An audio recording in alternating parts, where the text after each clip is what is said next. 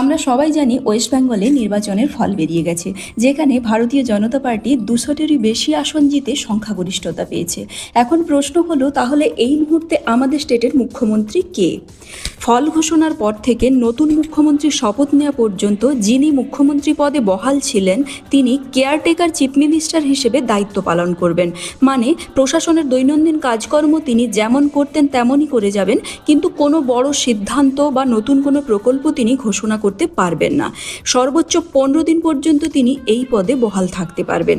আর প্রোটোকলের দিক থেকে সমস্ত সরকারি দপ্তরে গুরুত্বপূর্ণ সিদ্ধান্ত হোল্ডে থাকবে, আর প্রশাসন নির্বাচন কমিশনের গাইডলাইন অনুযায়ী নিরপেক্ষভাবে কাজ করবে।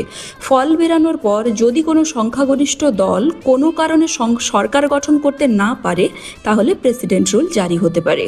আদারওয়াইজ 10 থেকে 15 দিনের মধ্যে রাজ্যপাল নতুন মুখ্যমন্ত্রীকে শপথ বাক্য পাঠ করাবেন।